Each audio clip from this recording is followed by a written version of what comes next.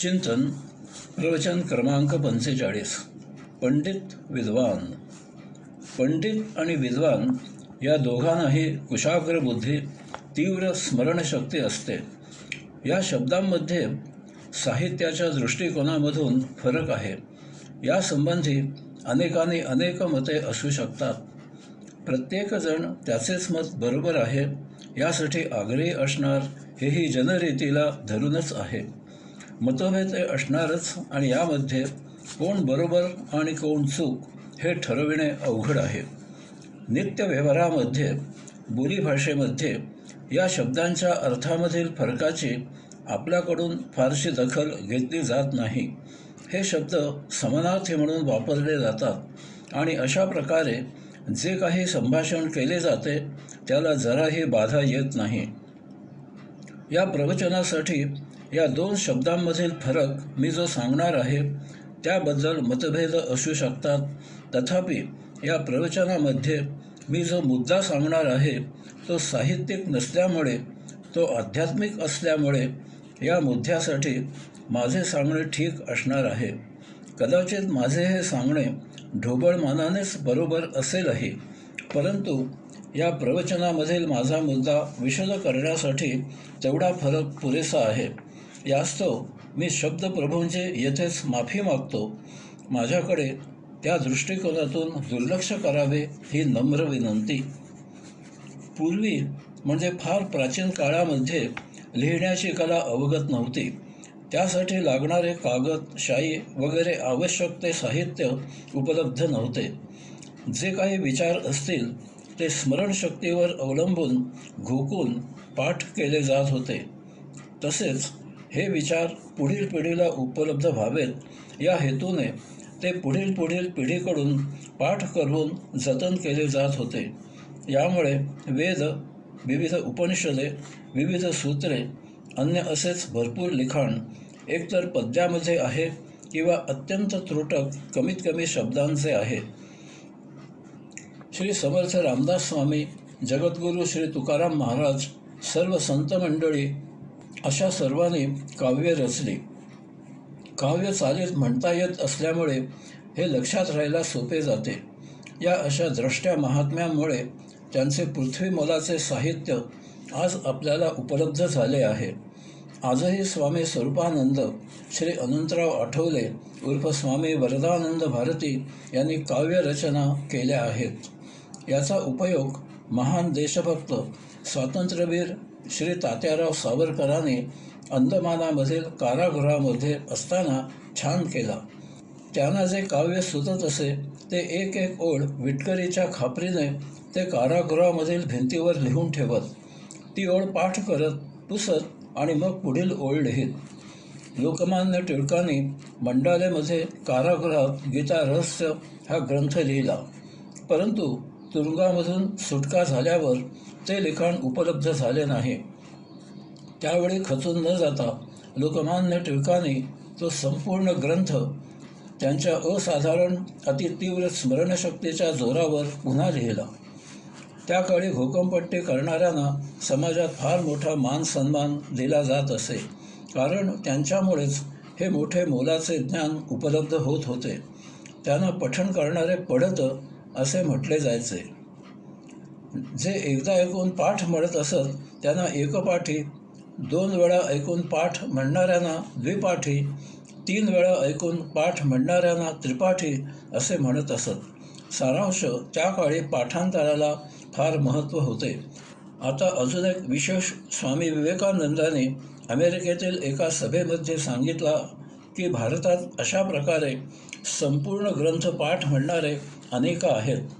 त्या सर्वांचा एक विशेष म्हणजे संपूर्ण भारतात अशा प्रकारे पाठ म्हणणाऱ्यांचे शब्दोच्चार आणि त्यांची चाल एकच एक आहे. तुम्ही भारतामधील कोणत्याही प्रदेशी अशांचे पठण ऐका, त्यांची म्हणण्याची पद्धत एकच एक आहे. यामुळे अशा प्रकारे पाठांतर करणाऱ्यांना जनसामान्यांमध्ये मोठा सन्मान मिळू लागला. लिहिण्याची, छपाईची कला अवगत झाली तरीही अशा प्रकारे पाठांतर करून म्हणणाऱ्यांचा प्रभाव जनतेवर तसाच राहिला. यामध्ये प्रामुख्याने 2 मार्ग तयार झाले. एक असे होते की ते मूळ ग्रंथामध्ये काय सांगितले आहे याच्या अभ्यासाला, ज्ञानाला जास्त महत्त्व देऊ लागले आणि त्याच्या पाठांतराला कमी महत्त्व देऊ लागले. त्यांना विद्वान असे म्हटले जाऊ लागले. विद म्हणजे माहीत असणे, ज्ञान असणे, म्हणून ते विद्वान झाले. दुसरे, मूळ ग्रंथामध्ये काय सांगितले आहे त्याला गौण महत्त्व देऊन त्याच्या पाठांतराला जास्त महत्त्व देऊ लागले. ते पढत म्हणजे पंडित म्हटले जाऊ लागले. विद्वान स्वतःला पंडितांपेक्षा श्रेष्ठ समजतात, परंतु पंडित जनतेमध्ये ज्ञानी समजले जातात. पुढे पुढे हा विरोधाभास वाढत गेला, कारण सर्वसामान्यांना यातील काहीही कळत नाही. आजही परिस्थिती काय आहे हे माहीत नाही, परंतु 25 वर्षांपूर्वीपर्यंत दक्षिण भारतामधून अशा पंडितांचा 67 जणांचा जथा पुण्याला घरोघरी हिंडून वेदांमधील ऋचा पाठ म्हणून दाखवून दक्षिणा भोजन मागत असत. बहुतेक जण त्यांना श्रद्धेने आदराने दक्षिणा देत असत. काही जण भोजन घालत असत. माझ्याकडे जेव्हा हा जथा आला तेव्हा मी त्यांना सोसायटीमध्ये एखादी सभा भरवून या ऋचांचा अर्थ सांगा असे म्हटले. तेव्हा भलत्याच माणसाची गाठ पडली हे जाणून ते तेथून निघून गेले. श्रीमद भगवद्गीतेमध्ये भगवंत श्री सांगतात, यस्य सर्वे समारंभाः कामसंकल्प वर्जिताः ज्ञानाग्नी दग्ध कर्माणं तमाहुः पंडितं बुधाः. ज्याची सर्व कर्मे कामनारहित आणि संकल्परहित असतात, ज्याची सर्व कर्मे ज्ञानाग्नीने दग्ध होऊन शुद्ध आणि पवित्र झाली आहेत, त्याला पंडित असे म्हणतात. माऊली निरूपण करतात, ज्या पुरुषाच्या ठाई कर्माचा तरी खेदू नाही, परी फलाप्राप्ती काही संरचना. माऊली पुढे म्हणतात, आणि हे कर्म मी करीन अथवा आदरिले सिद्धी नेईन, येणे संकल्पही जयाचे मन विटाळेना. ज्याला कर्माचा कंटाळा मुळीच नाही, तसेच कर्माच्या फळाचीही अपेक्षा अजिबात नाही, किंवा अमुक कर्म मी करेन, करत असलेले कर्म मी तडीस नेईनच नेईन अशी संकल्पनाही ज्याच्या मनामध्ये नाही, त्याला मनुष्यरूपी ब्रह्मच असे समजावे. कारण सर्व कर्मे प्रभूच्या मर्जीने केली जातात. आपण फक्त निमित्त असतो. हे त्याने ज्ञानाने जाणलेले असते, तोच विद्वान असतो.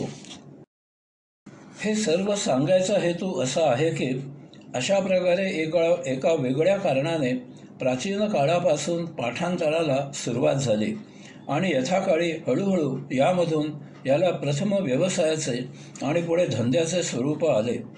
कोणतीही प्रथा मूलतः समजून न घेता तिचा व्यवसाय धंदा कसा करता येईल हे हेरण्यात मानव तरबेज आहे. त्यामागील मूळ हेतू बिघडवायचा, विकृत करायचा ही मानवाची खोडच आहे. वेदांमधील ब्राह्मण या पहिल्या भागामध्ये धार्मिक पूजा, अर्चा, विधी, सोपस्कार, यज्ञ इत्यादी कसे करावे याचे मार्गदर्शन केलेले आहे. त्यासाठी मंत्र रचलेले आहेत. याचा फायदा घेऊन विद्वान आणि पंडित यांच्यामधून पुरोहित उदयाला आले. पूर्वीचे पुरोहित मंत्र नुसते पाठ म्हणून पूजाविधी वगैरे करत असत. त्यांना त्यांच्या अर्थाशी काहीही कर्तव्य नसे. काही जणांना असे हे पाठांतरी नीट येत नसे आणि तरीही ते पुरोहित म्हणून भरपूर धंदा करत असत. यापैकी बहुसंख्य पुरोहित विरंगुळा म्हणून धूम्रपान करत असत. पुढे जसजसा शिक्षणाचा प्रचार झाला तसतसे पुरोहितही मंत्राचा अर्थ यजमानांना सांगू लागले. आताच्या काही पुरोहितांनी धूम्रपानाशिवाय अन्यही काही विरंगुळा म्हणून जोडून घेतले आहे. या पुरोहितांनी धार्मिक पूजा, अर्चा, विधी, सोपस्कार, यज्ञ इत्यादी करणे म्हणजे धर्मपालन धार्मिक असणे, आस्तिक असणे, श्रद्धावान असणे असा सर्वसामान्यांचा समज करून दिला. असे न करणे म्हणजे अधर्म करणे, अधार्मिक असणे, नास्तिक असणे, अश्रद्धाळू असणे असे सर्वसामान्यांच्या मनावर बिंबविले. यथा कालावधी नंतर असेही सांगितले की अशा प्रकारे जो करतो तो हिंदू आणि असे जो करत नाही तो अहिंदू. अशा अहिंदूंना समाजाने वाळीत टाकण्या इतपत त्यांची मजल गेली. अशा प्रकारे जनता या प्रचाराला श्रद्धेच्या नावाखाली पूर्ण बळी गेल्यावर पुरोहितांनी धर्मविधींची व्याप्ती वाढविली. जन्माला यायच्या आधीपासून गर्भसंस्कार या नावाखाली त्यांनी जे विधी सुरू केले ते मेल्यावर 13 दिवस वर्षश्राद्ध, मग दरवर्षी पितृपंधरवडा येथपर्यंत विधी सतत सुरू राहतील अशी व्यवस्था लावली. पोटापाण्याचा धंदा जोरात सुरू झाला. याला मजबूत बळकटी आणण्यासाठी अशा प्रकारे जो धर्मपालन करणारा नाही त्याला पाप लागून तो नरकात जातो आणि जो अशा प्रकारे धर्मपालन करतो तो स्वर्गात जातो अशी समाजाची पक्की समजूत करून दिली.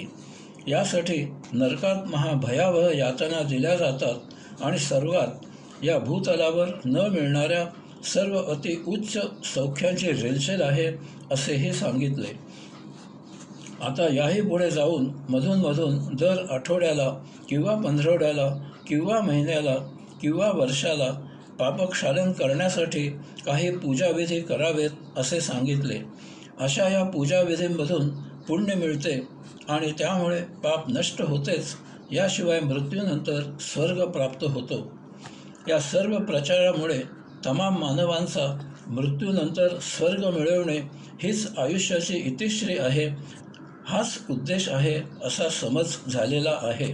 म्हणजे मुक्ती प्राप्त करणे हा मानवीतही एकमेव उद्देश आहे असे सांगणारे वेद, उपनिषदे, श्रीमद भगवद्गीता, अष्टावक्र गीता, भावार्थ दीपिका, अमृतानुभव, तुकाराम गाथा, दासबोध, आत्माराम इत्यादी ग्रंथ यांनी मोडीत काढले. विद्वान आणि पंडित यांनी एक निराळाच मार्ग पत्करला. एक जमाना असा आला की त्यात योगासनांचा प्रचार फार अल्पावधीत झाला. योगासने शिकविणाऱ्यांनी स्वतःला योगगुरू असे जाहीर केले. या योगगुरूंना फार झपाट्याने पैसा, प्रसिद्धी, प्रतिष्ठा मिळाली. विद्वान पंडित यांनीही स्वतःला योगगुरू असे जाहीर केले. पुढे असे लक्षात आले की कवायत मास्तर म्हणजे योगगुरू असे समीकरण तयार झाले. उपनिषदे, पातंजल योगसूत्रे, अन्य आध्यात्मिक तत्त्वज्ञानाचे ग्रंथ याद्वारे आध्यात्मिक तत्त्वज्ञान, योगविद्या, ध्यान, समाधी, मुक्तीच्या यात्रेचे मार्गदर्शन करणाऱ्यांनी स्वतःला आध्यात्मिक सद्गुरू असे जाहीर केले. विद्वान पंडित यांना संस्कृत येते या जोरावर अध्यात्माचा गंधही नसताना तेही स्वतःला आध्यात्मिक सद्गुरू असे म्हणवून घेऊ लागले. अध्यात्माचे मार्गदर्शन करणाऱ्या सद्गुरूंना पैसा, प्रसिद्धी, प्रतिष्ठा यामध्ये किंचितही स्वारस्य नसते. यामुळे ते कधीही समारंभाची बोलावणी स्वीकारत नाहीत. याचा फायदा आध्यात्मिक सद्गुरू असे म्हणवून घेणाऱ्या विद्वान पंडित यांना झाला. त्यांना समारंभाचे प्रमुख पाहुणे, अध्यक्ष वगैरे सुपाऱ्या भरपूर मिळू लागल्या. समारंभ आयोजित करणाऱ्यांना प्रमुख पाहुणे, अध्यक्ष कोण आणावा हा प्रश्न सुटला. पुढे अशा काही आध्यात्मिक सद्गुरूंना जागतिक कीर्ती मिळाली. ते सर्वसामान्य जनतेसाठी राहिले नाहीत, कायम आकाशात मुक्काम करणारे झाले. फार म्हणजे फार भव्य प्रमाणात त्यांचे कार्य जागतिक पातळीवर सुरू झाले. सर्वसामान्यांना कल्पनाही करता येणार नाही असा त्यांचा कारभार सुरू झाला. तर साधक हो, असा हा अध्यात्माचा प्रवास आहे. आपल्याला मुक्ती प्राप्त करायची आहे. आपल्याला विद्वान पंडित व्हायचे नाही, कोठे प्रमुख पाहुणे, अध्यक्ष व्हायचे नाही, PhD मिळवायची नाही, कवयत मास्तरही व्हायचे नाही, तसेच जागतिक कीर्तीचे गुरुही व्हायचे नाही. आपण साधेपणाने नित्य कर्मयोग सांभाळावा, साक्षात्कारी सद्गुरूचरणी लीन व्हावे, आध्यात्मिक तत्त्वज्ञान जाणावे, नित्य साधना उपासना शिकावी, मुक्तीची यात्रा मार्गस्थ करावी, त्या कैवल्यानंदात जीवन जगावे, यथाकाळी प्रभू कृपेने मुक्त व्हावे. हरिओम.